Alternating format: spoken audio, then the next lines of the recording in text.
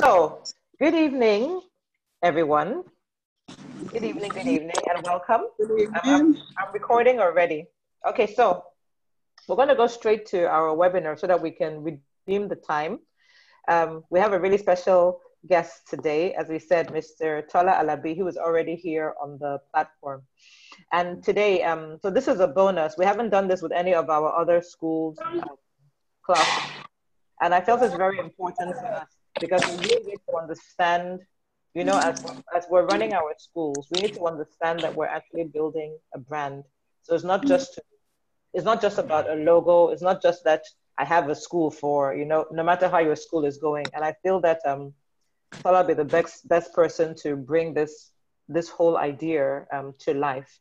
One of the posts I did, I'd shown that, you know, he's the inspiration behind what we're trying to build up with our organization, because we have an idea, but it has to reflect in everything that we do, from our logo to how you are perceived as an organization and so on. So I am going to hand over to Tola. I'm going to click and he would be taking over the host and sharing his slide.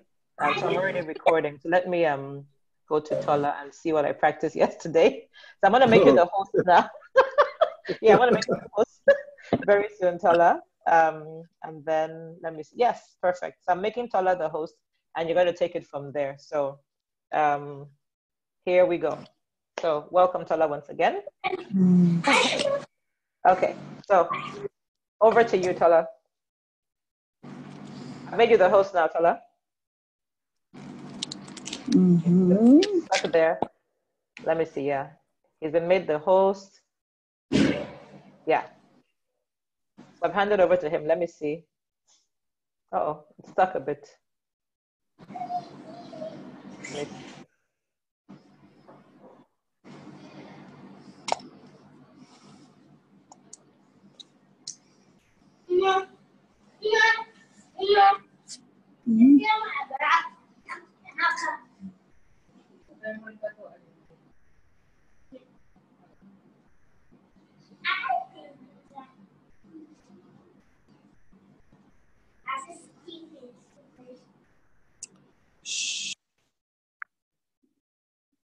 Okay, I'm trying to. Okay, Tola. Okay, it went off again, Tola. I'm not sure what happened. Yeah, I'm not sure what happened. Okay, the network. So let's try again. Let me make you the host again, and I've made you the host now. Yeah. Okay. Okay. So can everyone hear me? Can everyone hear him? Yes, we can hear him. Yes. Okay. All right. So I'm going to try to share my screen. Yeah. And you can all see my slide. Like a minute there.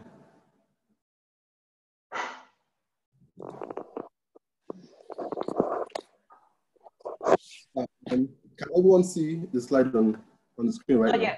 Not yet. I can see all the different slides, but it's still opening. Yours is still opening. I can see your desktop. Okay. It's still opening. Still waiting for it to open.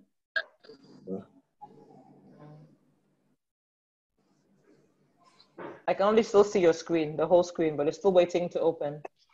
Okay. Let me try something. Okay. It's still waiting to open, so okay. Can you all see it now? I can still see your desktop. Okay.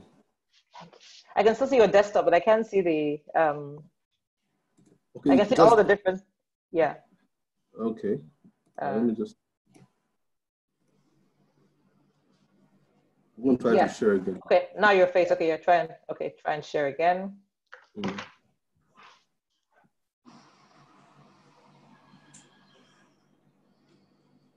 Mommy. Are you?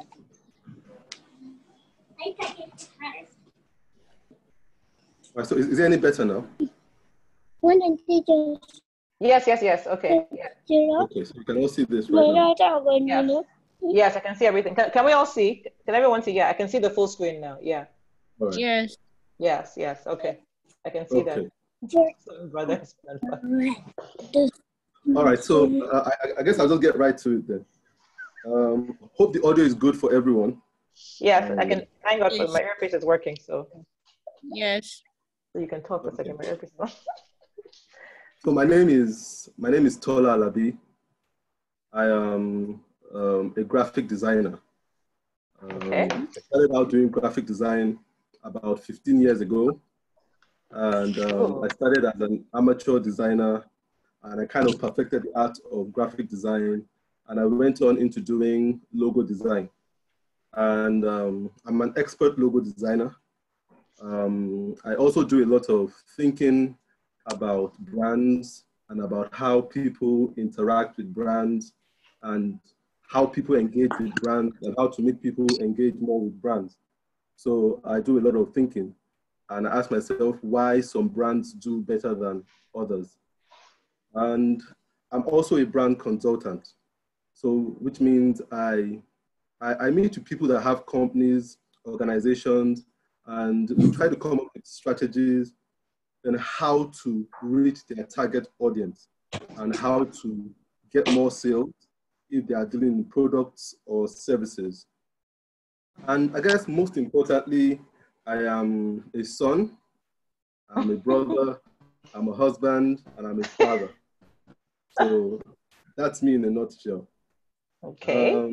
These are some of the jobs I've done over the years, just to pick them. These are packaging design, logo design. That's very nice. So just a couple of branding jobs I've had the opportunity to do.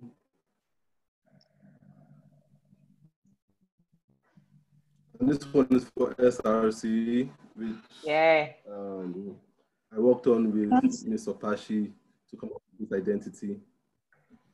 So today, we're going to be looking at the topic, understanding your brand identity. And the gist of it, of the whole thing will be the school as a consumer brand. The school as a consumer brand. And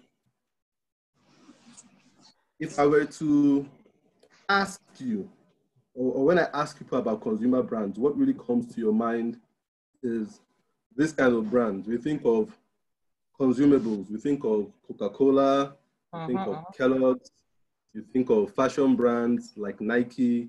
You know, we don't really consider the institution of a school as a consumer brand. The school is not considered as a consumer brand. We think of the school as a service institution, and not a consumer brand. And I'll just take some time to tell you what the difference is between a service institution and a consumer brand.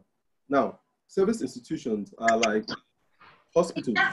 Hospital is a service institution. Now, what service institutions do is basically people come to service institutions and they're given a service, and these people are expected to go away and for another set of people to come and receive a service.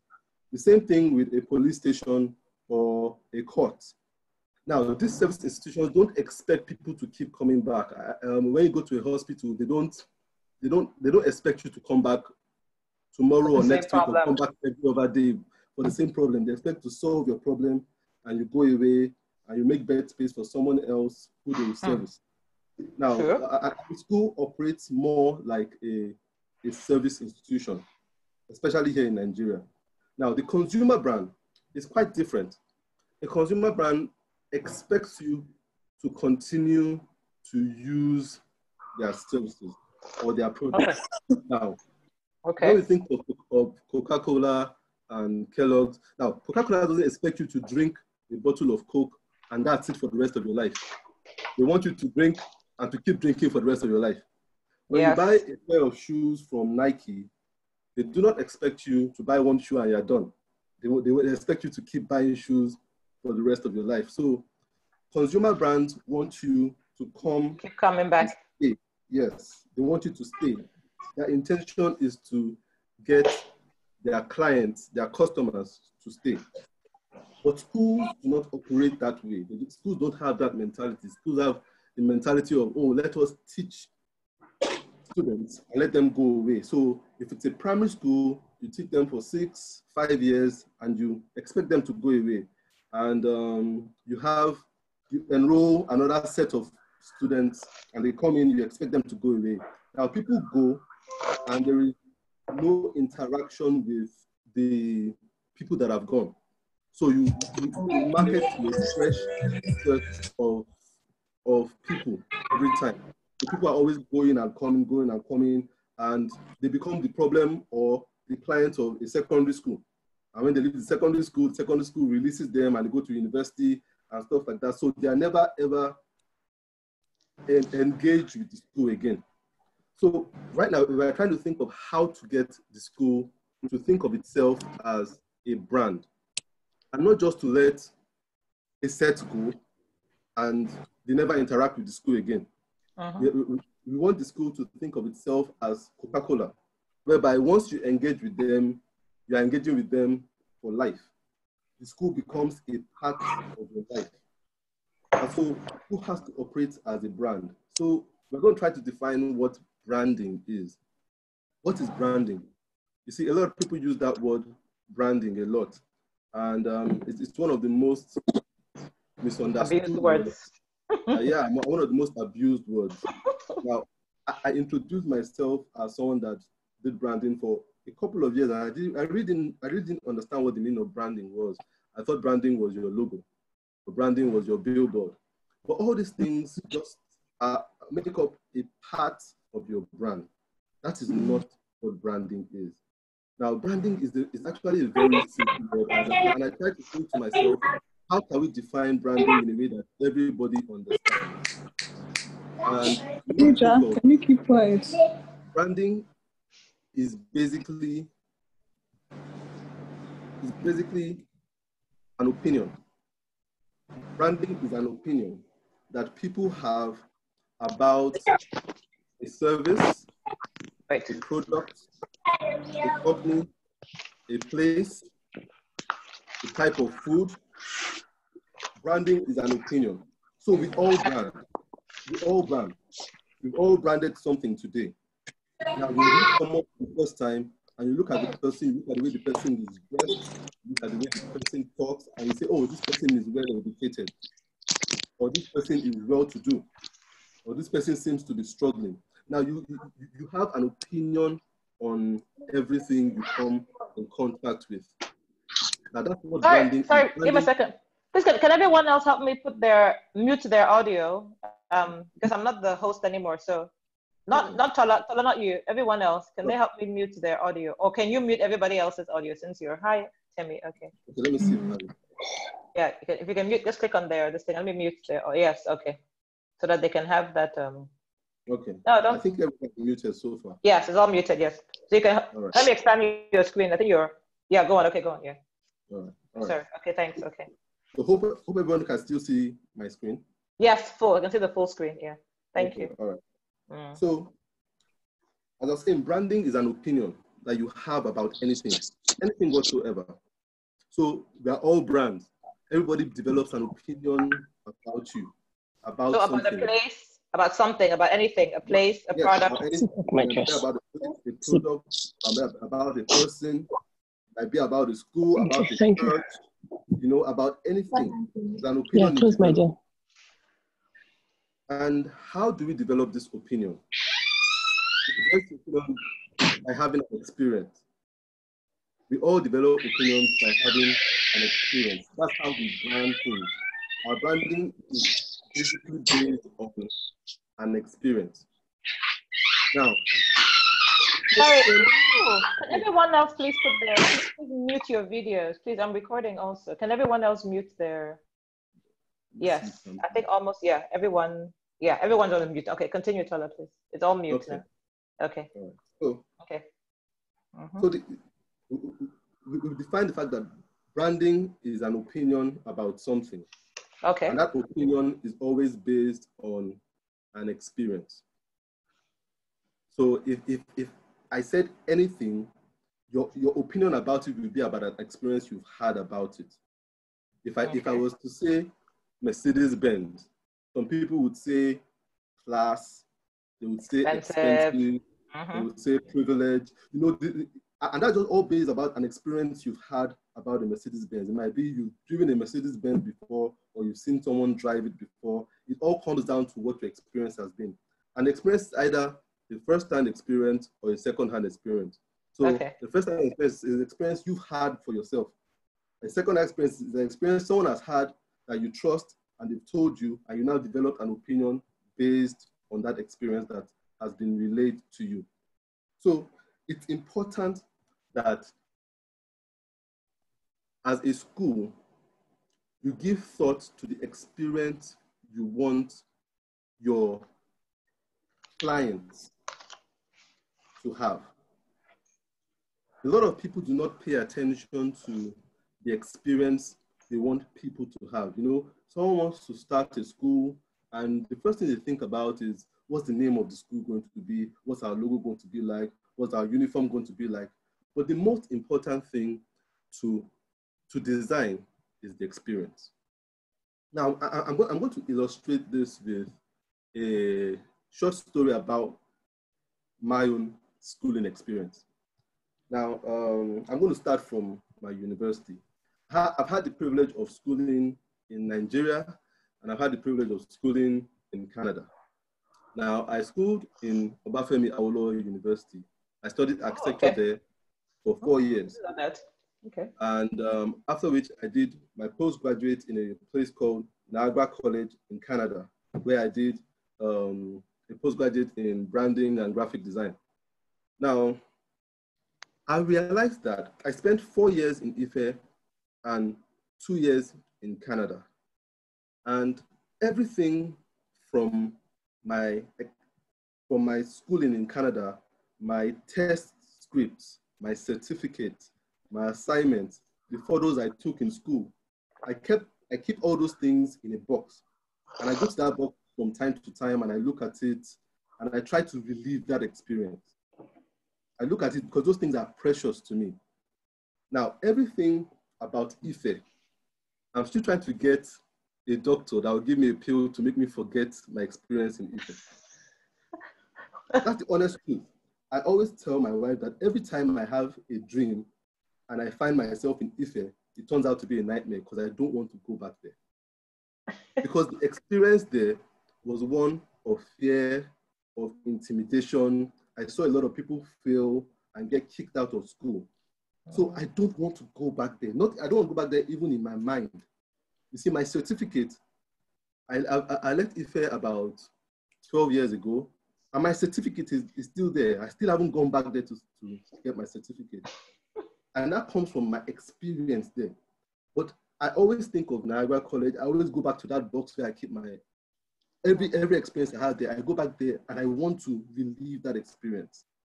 Now, Obafemi Awolowo University, with all due respect, portrays itself and markets itself as one of the top universities in Nigeria. Yes. Now, they say they're one of the best universities in Nigeria. That's how they market themselves. And it might be rated as one of the top federal universities in Nigeria. Niagara College, on the other hand, is not even rated as one of the top 15 colleges in Canada. But you know what? I always recommend Niagara College to people that are going to Canada. I tell them, oh, go to this school, it's a good school. I had a good experience there, and I recommend it. But even though Ife markets itself as one of the best universities in Nigeria, I do not market it to people. As a matter of fact, I do not want my kids to go there. And that all comes down to the experience. It's not about what the school says it is. It's about what the people that go to the school say it is. And that's why it's always important to design the experience. You must always, that should be the first thing. If you have a school, you must think, what is the experience you want people to have? That experience is what sets the tone for every other thing.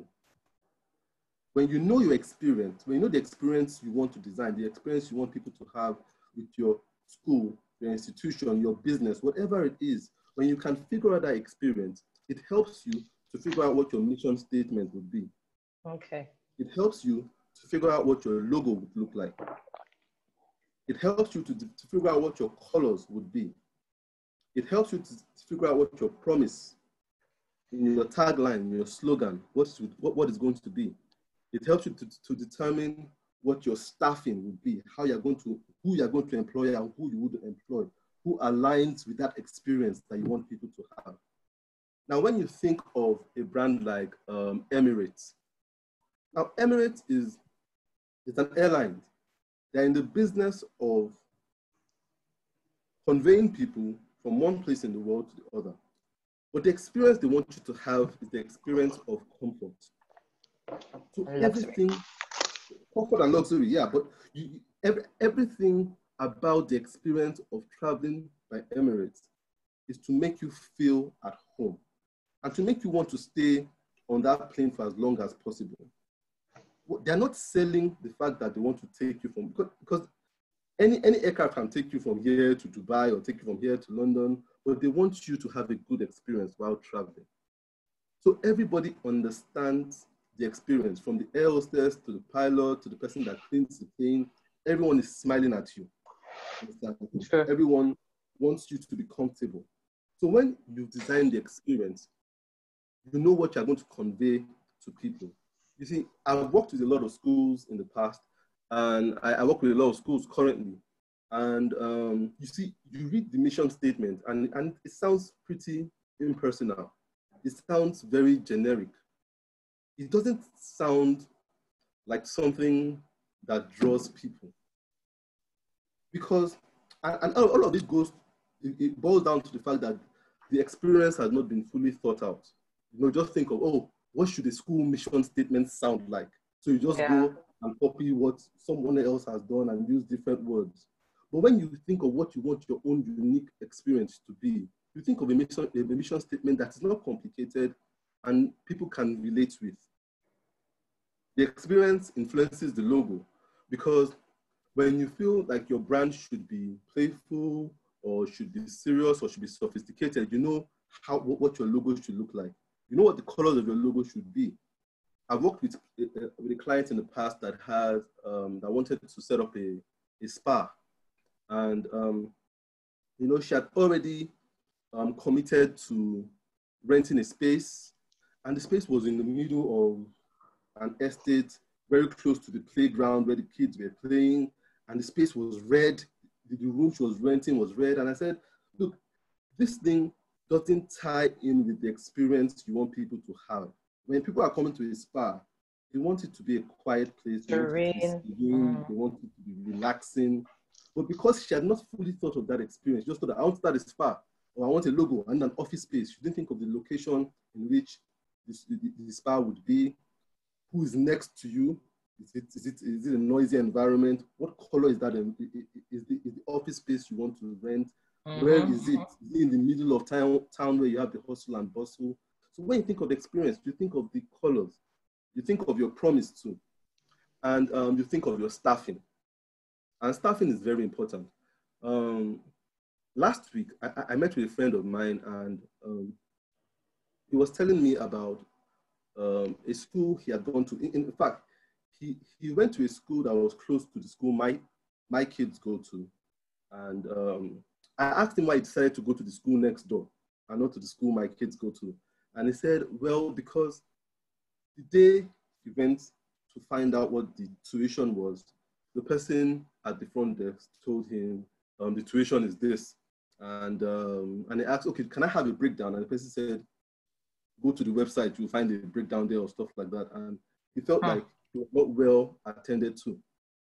And I was like, no, that I'm really surprised you had that experience, because I know the woman that runs the school, and I know the experience she wants every parent to have. And she's not the kind of person that will refer you to a website if she can attend to you. She runs an open door policy. And you can always walk into her office and ask her the most ridiculous question, and she will answer you. And I realized that the person at the front desk really did not understand the experience that the owner had in mind. Wanted them to have. Yeah. That's why when you spend time designing the experience you want your clients to have, when you are employing your staff, you would tell them that experience. So what you tell the teacher is not teach well.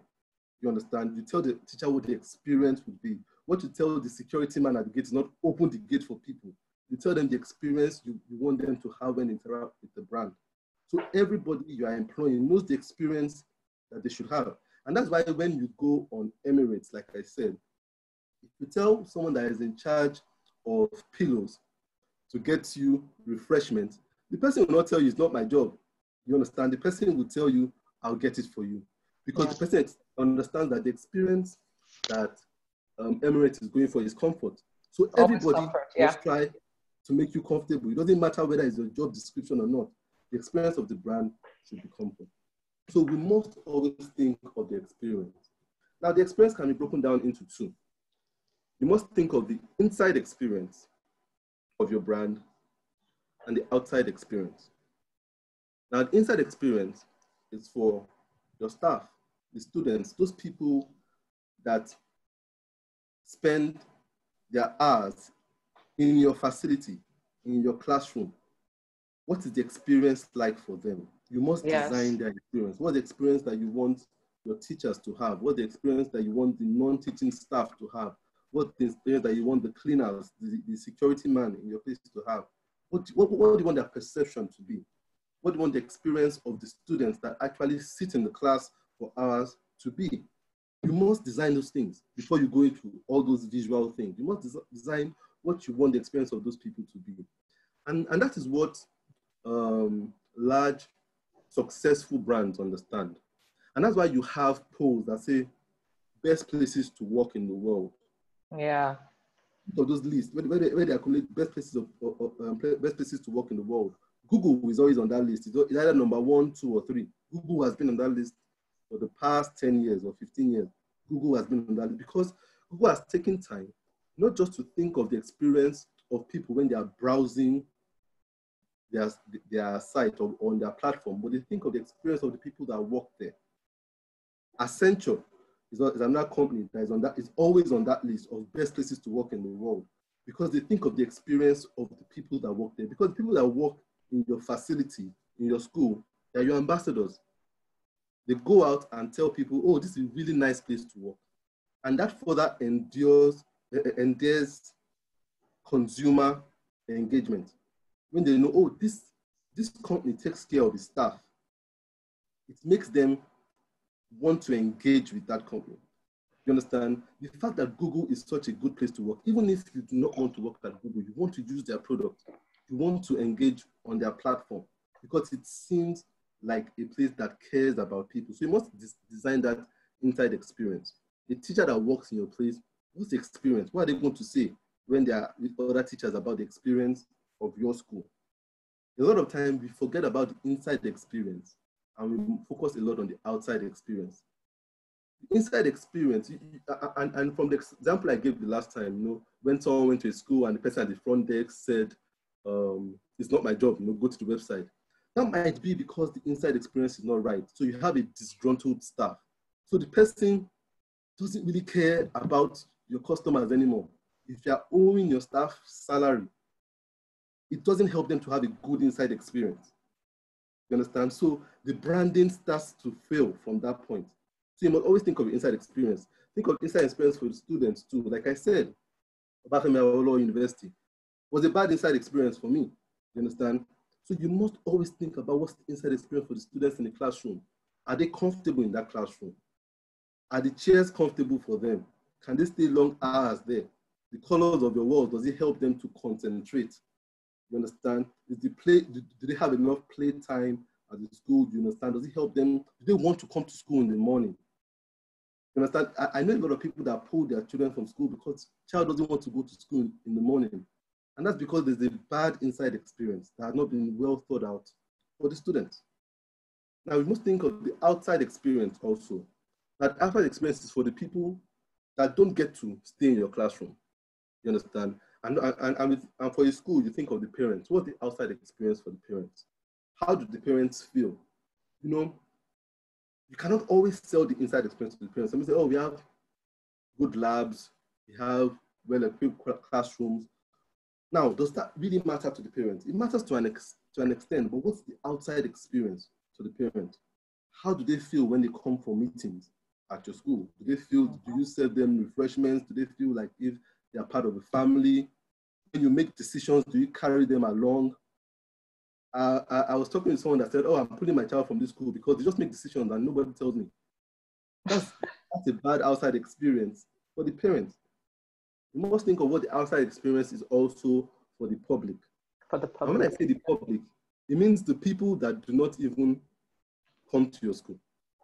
They already have their kids in other schools. They don't come to your facilities. They don't patronize your business, but they see it. It's either a business or your school is right next door to their house, or they live right next door to a student that goes to your school, and they say, oh, these kids always dress nice, or they're always neat, or they always greet, they're respectful. You understand?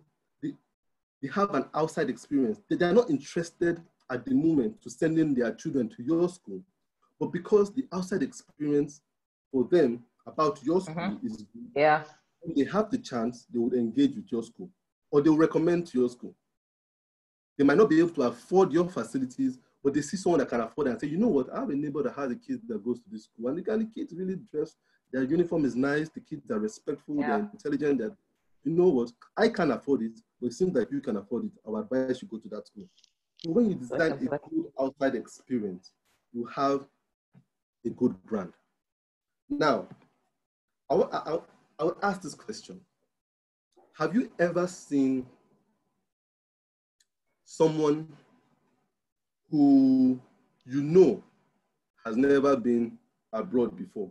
Now, this person might be a menial worker. You've gone to a village and you see them wearing a Harvard University t-shirt.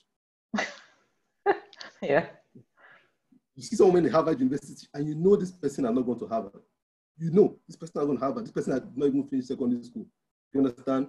You see someone wearing an Oxford University t-shirt. You see them wearing an NYU University t-shirt. They're wearing the t-shirt and you ask yourself, how did this person get this t-shirt? And you ask yourself, but if you go abroad, have you ever seen someone wearing a University of Lagos sweater? You see a white person wearing a University of Lagos sweater, or someone wearing a hat that is from a school in Nigeria here. You see that you don't see that. While I was in Canada, I never saw anybody wearing a Nigerian institution brand. But in Nigeria, you see it everywhere. You see people wearing it. Wearing, That brings us to the visual experience. Because as I said, branding is an opinion that people have based on an experience. A lot of times, this experience is visual. It has to do with what they've seen, what they see about your brand. And the reason why you have Nigerians wearing t-shirts, hats, wristbands of schools abroad, and you hardly have people abroad wearing merchandise from schools in Nigeria, comes down to one thing, and that is the fact that schools here market and schools abroad brand. Build a brand, okay. We engage more in marketing, while successful brands, schools that are successful, businesses that are successful, do more of branding. Branding, okay. Now, what's the difference between marketing and branding? Because we get it confused sometimes. And because sometimes they overlap, I'll tell you what the biggest difference is and why you should do less of marketing. Although instinctively, we always feel drawn to market. But I'll tell you why you should do less of marketing and do more of branding. Why you should budget more for branding than marketing.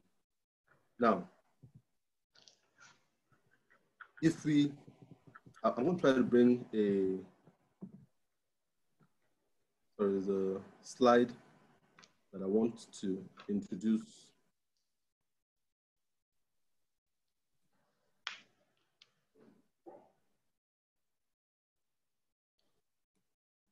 Branding breeds familiarity.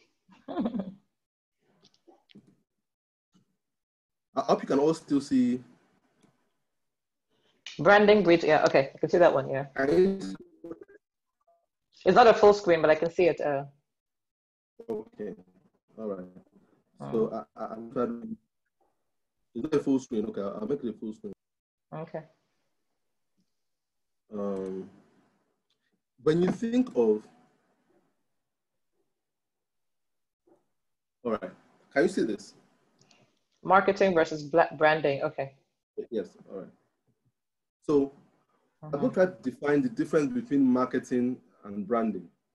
Now, on your left, on the green part, we have elements of marketing. On the orange part of the screen, you have elements of branding. Now, what are elements of marketing? We have flyers, billboards, newspaper ads, TV ads, brochures. Those are elements of marketing. Those are things you use to market. Now, on the other side for branding, you have elements of branding are t-shirts, mugs, carrier bags, caps, wristbands, umbrellas, USB drives. Now, why should you do more branding than marketing? Now, I'll give this illustration. Now, imagine you run a primary school or a secondary school, and you design a flyer that says how wonderful your school is. Yeah. Now, if I were a 70-year-old man with children that are in their 40s, have stopped paying school fees for the past 20 years, would I be interested in your flyer? No, I'll discard it because I'm done with schooling. I'm done with paying school fees. I probably would not be interested in your billboard. I wouldn't take so much time to look at that billboard that you spent hundreds of thousands of dollars to get that slot for a month. I wouldn't look at it because I'm not interested in sending anyone to school anymore. Remember, I'm a 70-year-old man. I really would scroll. I really will flip past your newspaper ads, and I really wouldn't pay much attention to your TV ads or your brochure either, because I'm not interested in that information, no matter how well written it is. It doesn't apply to me anymore. And that's the problem with marketing. Marketing is restricted. Okay. It's restricted to the people, the target audience you want to reach. Okay. Now, let's look at branding. If I were still a 70-year-old man and you gave me a t-shirt with your school logo on it, I probably wouldn't discard it. I was still wear it because it's still a t-shirt. I can still wear a t-shirt. It's still relevant to me. If you gave me a mug that had the school's logo on it, I still will drink from it. I still will drink tea or coffee from it because it still functions as a mug. I wouldn't discard it. If you give me a carrier bag, a cap, wristband, umbrella, I will still use it because it is still something useful, even though it carries a brand of a service that I do not immediately need. Now, branding is open. People always need it. So when you brand items, people will still relate to it even if they are not the direct consumers of that service. So branding is never a waste of money. And that's why you see companies like MTN do with the most ridiculous things. They do wristbands, flash drives, and things, but they're into telecoms. And you're like, what does this have to do with it? But the thing is that it's always relevant. People hustle for it because those items are always useful. You carry them around. They become your personal possession. But if you give me a flyer that I don't need, I'll probably tear it away. I'll tear it away and I wouldn't use it. You understand? So branding is not restricted. Another thing is, if you look at the list you have here, on the marketing side, I have flyers, billboards, newspapers, TV ads, brochures, 5. I really thought hard to think of other things to add to it, but I couldn't think of more. On the branding side, I had t-shirt, mugs, carriers, caps, wristbands, umbrellas, USB drives. To be honest with you, I had so much more to add to it, but because of the restriction of space, I couldn't add more. And that's the thing. There are so many ways you can brand, but there are very few ways in which you can market. So branding is always the way to go. Yeah. Now, I'm going to take us back to where we're coming from.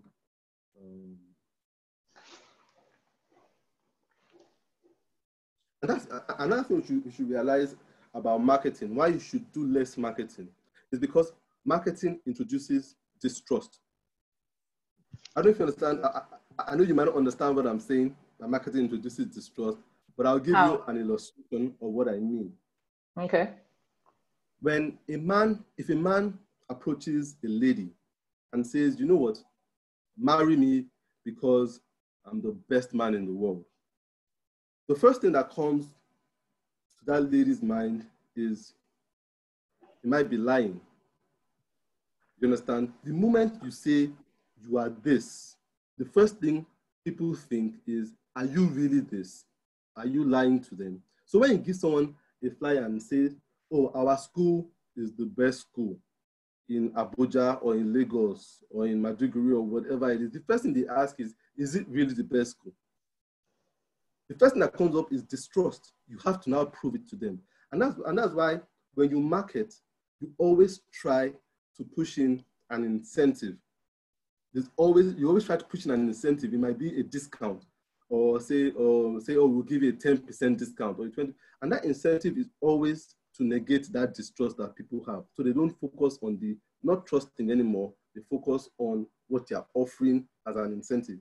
And now when people say, oh, come to our store, we sell the best shoes. As a matter of fact, we can give you a 10% discount. Because they know that there's an underlying tone of distrust. When someone sees, they say, when you print your flyers and you call a professional photographer to take a photograph of your facilities, your school, and things like that, the first thing people think is that it is not really your school. You went to go and download some images from the internet. So there's distrust already. So marketing introduces distrust. For branding, breeds familiarity. So when you brand items, it becomes a personal possession of people. I'll give you an experience I had. I went to a supermarket some years ago, and as I was entering, they gave me a T-shirt from a company that produces dairy products, cheese, butter, milk, stuff like that. And I asked them, what is this for? And they just said, we're just giving it out to people. It was a blue T-shirt, pretty nice T-shirt. I took it, I said, thank you, and I went by and I shopped for things. And I started wearing that T-shirt at home. I wear it at home. Whenever I'm doing anything, I wear it at home. I wore it for quite a number of months. And not really thinking about what was on it. I saw the logo, I saw the name of the company, the dairy products and stuff. But you know what? A few months later, I went to buy butter for my family. And I saw a large array of brands out there that were displaying butter. And I thought, which one should I buy? And I looked at the one that had the logo, that had the T-shirt I'd been wearing for months. And I said, you know what, I'll buy this one. I have a T-shirt that has this. You know, it seemed familiar. It seemed like a face I had known for years. So it informed my buying. You understand what I'm saying? When you see a brand and you have an item that has a brand on it, psychologically, it feels like something you know. And that is why brands try to surround you with merchandise that is from them. Because subconsciously, you make decisions to buy those brands. I'll tell you one thing. All my years in Canada, I never saw a company flyer. I never saw a flyer. Never ever saw any company give out a flyer. The only flyers I saw were in school when students were having parties and stuff like that. Student union things. Yeah, flyers. But I never saw anyone trying to market and saying this is a flyer. But I saw a lot of companies brand. I saw a lot of merchandise from companies. And I now understand why they were doing it, because it breeds familiarity. And when you're familiar, you always trust things you're familiar with. So faces you're familiar with, you trust. People that you see every day, you trust them more than strangers. So branding breeds familiarity. And that's one reason why you should always invest in branding. Now, it brings us to, where does branding start? Where do you start branding from? As I said, it starts from the experience. The experience is mostly always visual. And that brings us to what your logo looks like. this is where you need to pay attention to what does your logo look like. As a logo designer, I work with a lot of people, especially with schools, that feel it really isn't important what your logo looks like. Yeah. I've had a lot of people tell me, you know what, we'll design our logo ourselves. We'll put some things together and just design our logo ourselves. We'll use Canva, design our logo, or we'll go to some cheap place and get some guy to put up, to design a logo for us. Why does your logo need to be good? Why does the logo need to be endearing? Now, have any of you ever seen this logo before? Yes. Hello Kitty. Hello Kitty is one of the most popular images in the world. Since I was like 30 years old, so yeah. 30 years ago, rather. Yes, 30 years ago, yeah. Hello Kitty is one of the most recognizable marks in the world. Now, a lot of people do not know what the company actually set out to do when it was established. Hello Kitty is a Japanese animation company. They have a cartoon, but I'm sure nobody here has watched a Hello Kitty cartoon before. It's not a cartoon that runs on TV here, but everybody has seen a Hello Kitty t-shirt, a Hello Kitty hairband, a Hello Kitty wristband, a Hello Kitty flip-flop, a Hello Kitty bag, a Hello Kitty every single thing. I have a calculator, Hello Kitty. Hello Kitty calculator, Hello Kitty phone covers, Hello Kitty laptop covers. Hello Kitty makes over $200 million a year from merchandising. Just from placing their logo on an item. That's what Hello Kitty makes. They don't make that money from their direct service, which is animation. They make that money from branding. Now, the reason why the Hello Kitty logo is easy to brand is because it is well designed. This logo can be printed in white, black and white, and is recognizable. It can be engraved on metal, it's recognizable. It can be embroidered on clothes, it's recognizable. It's a well-designed logo. And that is why your logo should be well-designed, even as a school. Your logo is not just meant for your letterhead or for your business card. Your logo is something that can make you loads of money in future. And that's why when people say, oh, designing a good logo is too expensive, because they do not see the potential of a good logo. A good logo always rewards you in the end. Because when you start merchandising, it becomes more than a school logo. It becomes a brand. And the people that design Hello Kitty, I don't know how much Hello Kitty paid for this design, but no matter how much they paid for it, they made more than that money in spades because it works as a logo. And it's unique. You have nobody suing them for copyright infringement because it's their original idea. Now imagine if this was not Hello Kitty's original idea. Imagine how many things the person with the original idea would have sued them for. In fact, the company would have closed down. So when you design a logo and think, oh, it's just for a school, what's more important is what we teach or how we teach. And you're not looking at the big picture. Another band I want to look at is Manchester United. Manchester United is one of the biggest clubs in the world today. I'm a personal fan of Manchester United, and it's more than a football club. It's more than a football club. Yes, so. I have a lot of people that own Manchester United merchandise that have never watched a match before in their lives. And they make the most ridiculous things. Scarves, purses, key holders, whatever you are looking for, you can find a Manchester United merchandise of it. And they make millions. I've forgotten the figure, but it's something in the area of about 200 million from their merchandising, not from their sales of tickets for people to watch their matches.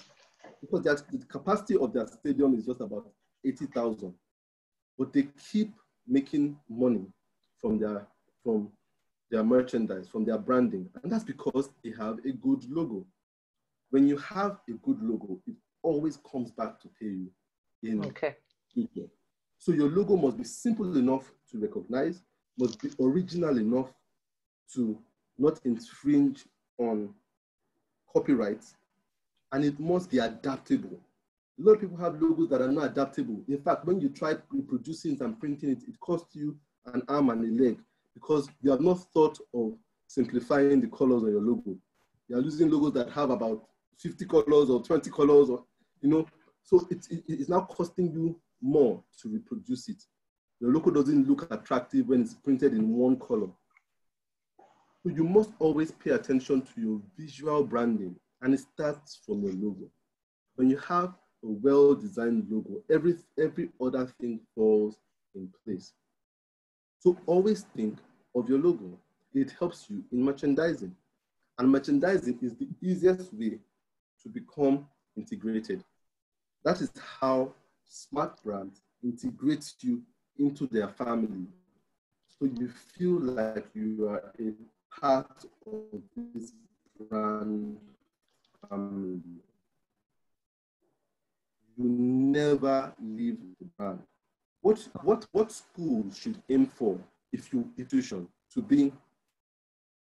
from being a service institution to being a consumer brand, is you must make sure that people graduate from your schools but never leave your schools. People must graduate but never leave. You see, I graduated from Niagara College, but really I've never left. If I see anything from Niagara College, I will purchase it, which still puts money in the pocket of Niagara College, even though I'm not taking their education anymore. So the objective is people should never leave your brand. Wow. They should never leave. And that only comes from having a good experience and from having good visual branding. So you must think about the experience first, and your experience must lead into good visual branding. Because branding, as natural as it is, we all do it. Why you need someone to guide you in branding professionally is because you must be able to condition people's mind to what they will think. So you don't leave it to chance and think, oh, we hope people think our school is a good school. You must never leave people to hope your school is good or your business is good. You must be confident and say, when people come here, we have branded in such a way that we condition their minds to the fact that it is good. You know, they just rounded up Big Brother a couple of days ago, and they made a lot of money from it. But trust me, the money was not based on we hope Big Brother this year is successful. It was based on the fact that we've put in place all we need to do for it to be successful. So we are sure it's going to be successful. It's how successful it is that they're now looking out for. So you must think of the experience, think of what your visual branding is. And all these things might seem very intimidating for you as a school owner or someone that is starting out with a business right now. It might seem, oh man, I'm not Manchester United. I'm not Coca-Cola. I'm not Hello Kitty. I cannot achieve all these things. It seems beyond you. How do we come to this place where we begin to design good experience for schools and begin to design good visual branding for schools and get to a point whereby someone in the UK, someone in the US can wear your merchandise. Someone can log onto your website that is not in your physical locale. How do we come to that stage? And that is by putting design at the table. Design must always be at the table. And what do I mean by this, design being at the table? Now, if you look at what the illustration I have here, I have a round table. It's a red table, round table. And it's a decision-making table. Now, imagine this is a table, a decision-making table, a round table. Now, for the past few years, there have been 3 people at the table for every successful brand in the past. We have the CEO, the Chief Executive Officer, of the company. This person makes all the executive decisions in the company. Now the CFO is the chief financial officer, the chief finance officer. He looks at how much the company is making, how much you're paying in terms of tax, if you're making profit and things like that. You need a CFO to run a successful business, a successful school. You need a COO, a chief operations officer, someone that makes sure that all aspects of the business are working well together, everything is running smoothly. You need that to run a business. Those have always been the people at the table for a successful brand. Well, in today's world, design needs to be at that decision-making table from the onset. Yes. You need a chief design officer for your school, for your brand, for your business, because the world has changed. There are so many platforms in which you could display your services or market your products, but all these platforms need visual representation. All of them. Instagram, Facebook, Snapchat, WhatsApp, everything needs visual representation. You need somebody to guide your visual representation. So every smart company has a chief design officer. Now, all these things are nomenclature. CEO, COO, CFO, CDO. But what I'm just saying is you need someone to monitor your finance, someone to monitor your operations, someone to be in charge of your design. Right. And you need to be there to make the major decisions yourself. These 4 people make brands successful in today's world.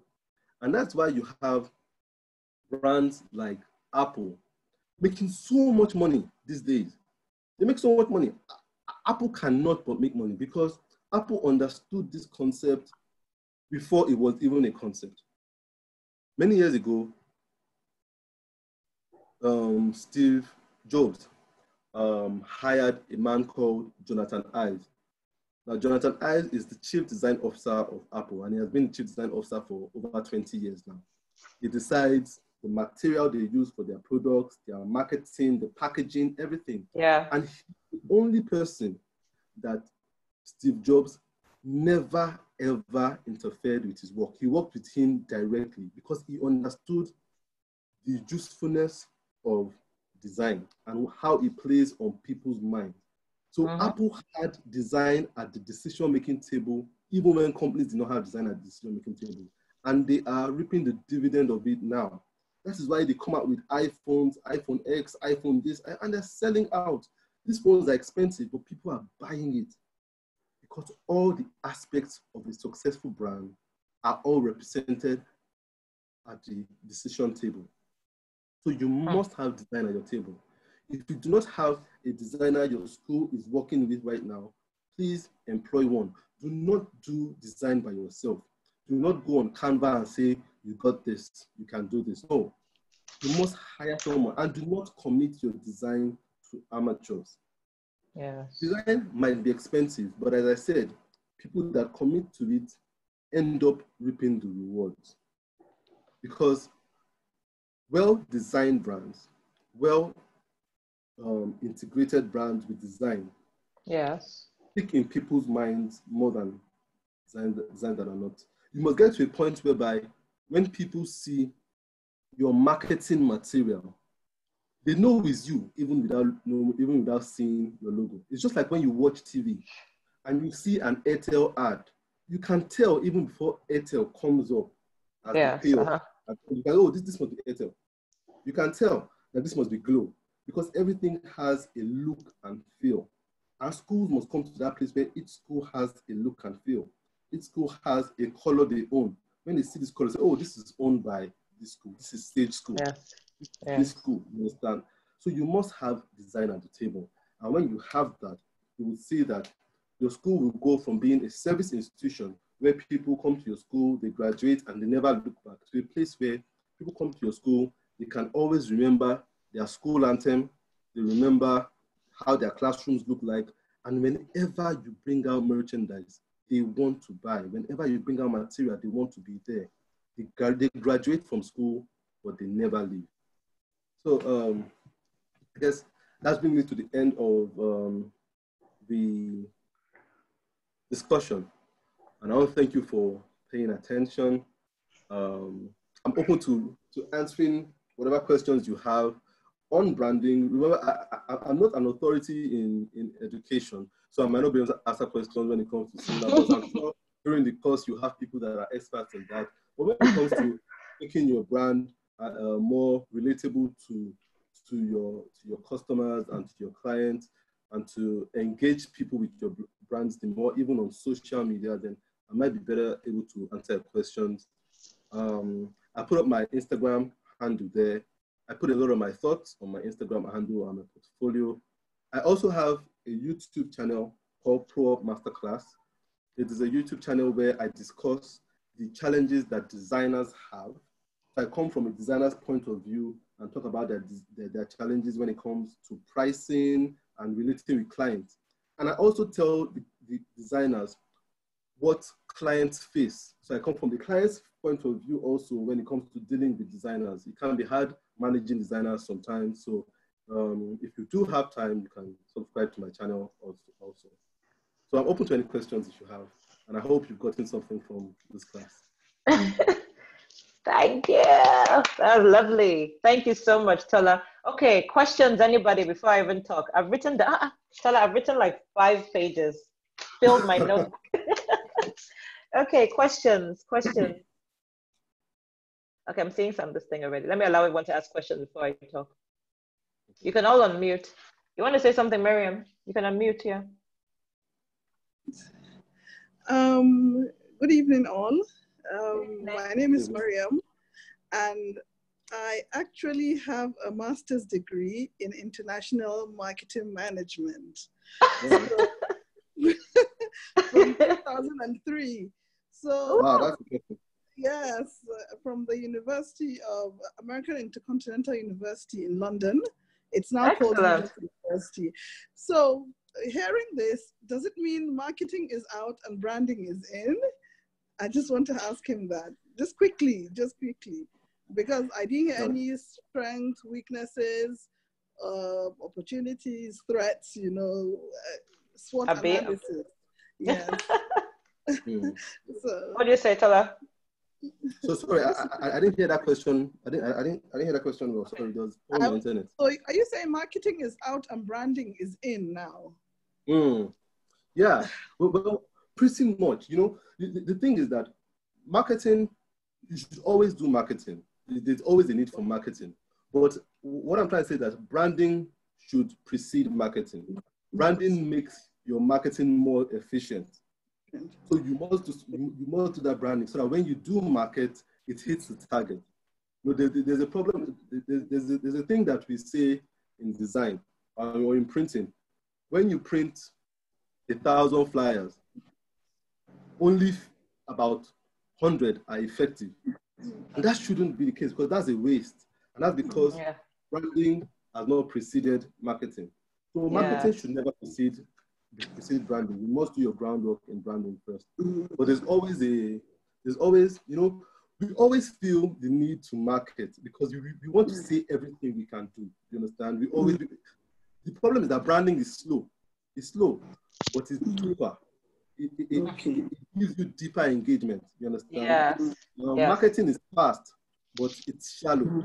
And that's why a school can market and you get 100 students enroll. And by the second term or the next year, you have 50 students leave. You understand? And you have to market again and get people. Yes. When you have branding, you have people, they stay the long haul. You understand? Even if you raise your fees, they stay. You have challenges to commit to you. So branding should always precede marketing. That's excellent. In fact, I'm just learning this experience. This is my few weeks in this university I'm in already. I've only been here for 3 weeks. And first of all, every single corner, everything we have, plus the ID card, they have this very bright, it's almost the same colors of the SRC new logos. They have the bright yellow and they have navy blue. Then last week they called us and sent us a mail to come and pick up university hoodies, and they are beautiful. And I will proudly wear them anywhere. So everywhere, every corner, I don't know how they've done it, but every single corner, they have that. I mean, they have their merchandise already. I'm in love with all their merchandise. I'm ready to buy. And then they're giving a very good experience to students, especially international students. International students. Exactly. Yes, they're giving such a great experience that I'm already telling people back home. I say, you people, when you want to do, and I've only done 3 weeks, and I'm like, you want to do international business, because it's not even about just the classes. You know, they're putting in so much. They're giving us so much free content on business, and I'm like, you know. So for me, really, I understand it. Even when I leave, I know I will still be trying to find out what they're up to. I'd want to know what they're doing, because they've given a very good, excellent experience already. And then their brand, they're using it like crazy. I mean, I'm ready to go and buy their water bottles, and because they're excellent quality, excellent. So even I want to associate with them. I want to be associated with them too. So I understand that now very well, much better. It makes so much sense to me now. That makes a lot of sense. It's very strategic. It's strategic. It's very intentional to be that way. Yeah.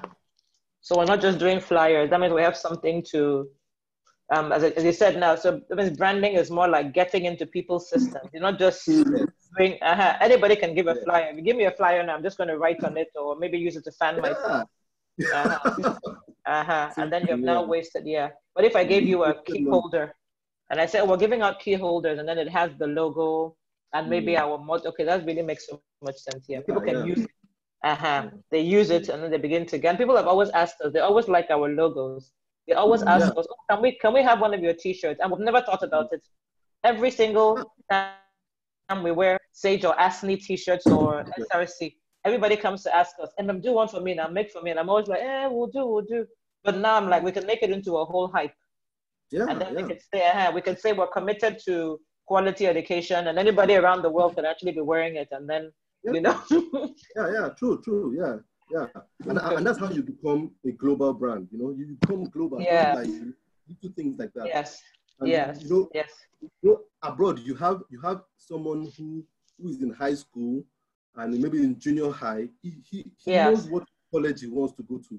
He knows he wants to go to Cornell. He wants to go to Brown. He wants to go to because he sees his dad wearing that T-shirt. He sees his mom. So it becomes part of a family culture. And it really gets into your system. It gets into you. Which is good. So even for you, like Miriam, you're just starting. By the time your people in Zamfara, by the time they're leaving, you have nice T-shirts, things that are like we do T-shirts. And then when they leave, you know, some of the parents have even asked us, oh, can we have you know, Sage School T-shirts for us moms? And we told of us to capitalize on it. We're busy going, you know, we didn't think about it. No, it makes so much sense. Wow. It makes so much sense. And all that. Okay, more questions. I know a lot of people are here. Temi is here. Temi, Chidima, Tanya, hello. iPhone, and iPhone. I'm just seeing the other names here now. Tanya, Temi, Chidima, and Eno is here. I'm recording, so at the same time, let me see if they have more questions so that they can ask. So are you still going to be able to, for everyone that's here, Tola has said that maybe within the week, if you're interested, we could send, I would put his contact details again on the group, and you can contact him. Can I give your phone number so that they can send like by WhatsApp? Sure, that's fine. Please do. So he said he would do a very brief review of everyone's logo and give you like this thing. And then so we'll do it. So within the week, between now and this week, you can send the logo to him, and then he would. Then from there, if you want to now do like proper full branding, you can now commission and work with him. Yeah, we'll do that. Thank you. Chidima. Is that Chidima? Yes. Do you have any questions, comments? I don't have any question. I just want to the training was actually a very nice one. Yeah. The truth is that I got tired of printing flyers. We all have.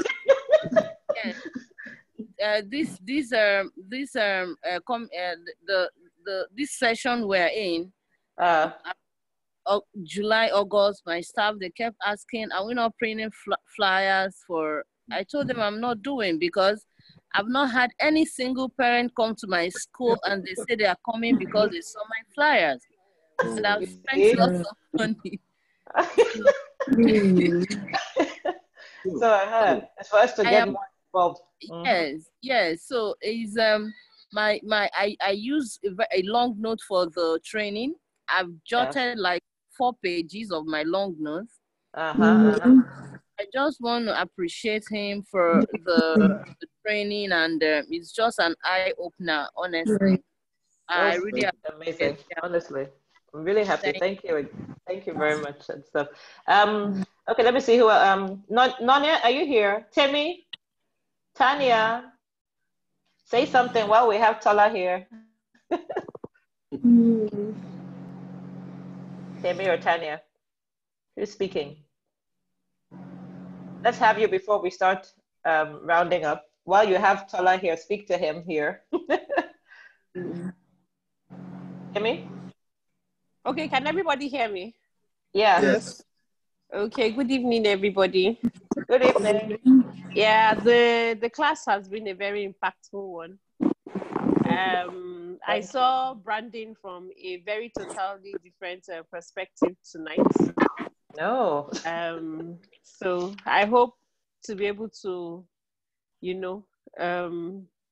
pick some action points that I will try and, put into practice immediately. Okay, and then I felt very good that I've been doing small branding, no matter how smart I do mugs and umbrellas. Yes. She's actually tried. She has some lovely, little. When you go to her school, a whole bunch of things. It's just to now make sure that she's done it very nice. So it's just a reinforcement to keep it up. So I posted Tola's phone number on the school's group. I'll just post your phone number. I'll let everyone know so they can send you what their logos look like, and then you just send us like a general overview. Between now and this week, after next week, then it's not complimentary again, and then we can now let them know what it is, and then other services that you can work with for him. Yeah, sure. Okay. So feel free to send your logos. I'll have a look at it and tell you what you can improve on. Yeah. So especially if your organizations are at crucial years, like if, for example, maybe you're on the 3rd year of running, or you want to do something big, like imagine you're like 10 years old, you want to, like SRC is 10 actually, which is good coincidence. So we decided to also unveil. And something we've learned is that people's perception. Our logo before was very colorful. We had like 4 or 5 colors, and it was almost childlike, almost childish.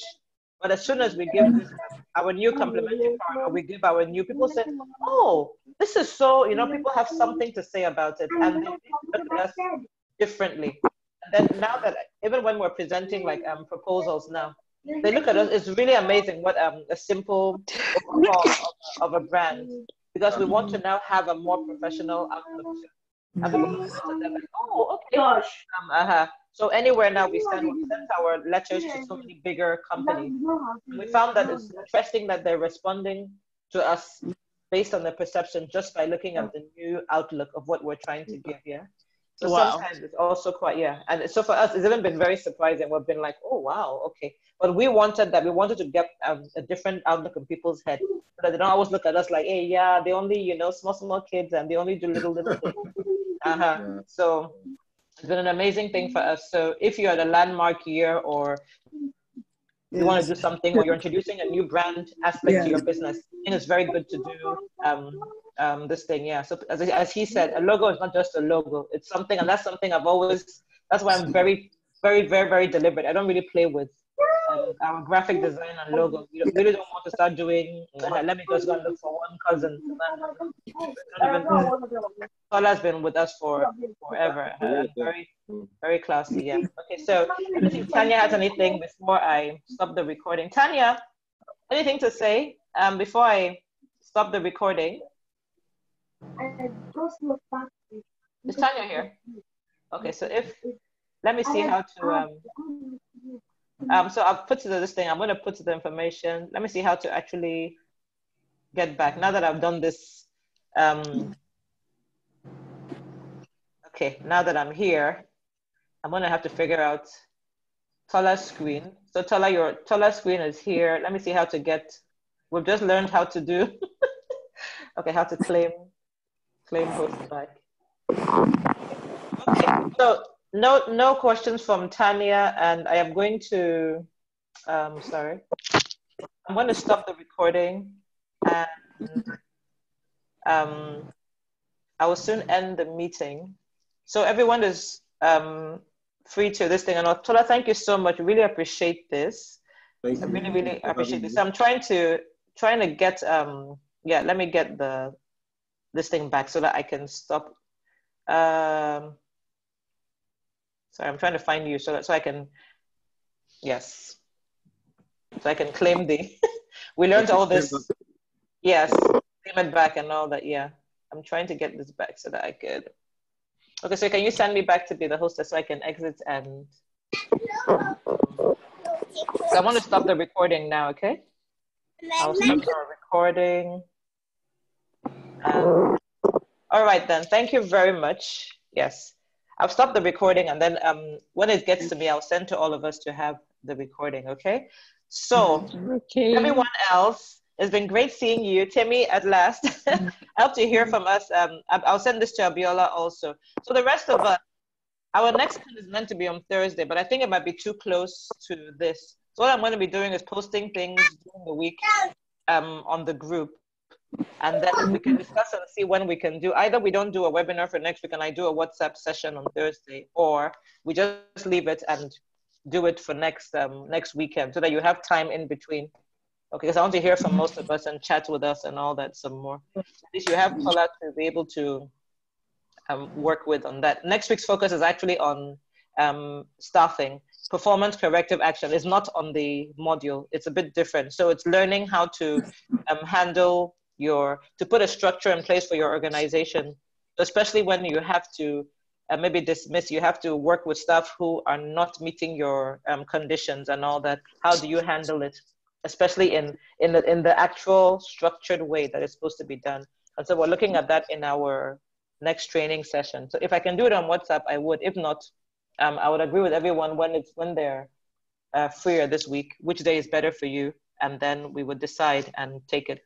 If Thursday is too close, if Thursday is okay, I'm fine with it. If not, we'll do it Saturday and then move the rest. Yeah. So, so good night. Please call me during the week. I'd like to hear your voices. Call me just to run, even just to call me and say hello. Timmy, call me. Call me. I will. So Tuesday morning or Monday evening from 6 p.m. I'm even fine. Tuesday morning between 10 and 2. Thursday between 10 and 2. Wednesday, virtually the whole of Wednesday. I don't have classes on Wednesday. You can call me the whole of Wednesday. Yeah. Okay. All right then. Thank you. Good night. I'm gonna stop. Thank you. Good night. Good night, Tola. Thank you so much. God bless you. Thank you. Bye-bye. Yes.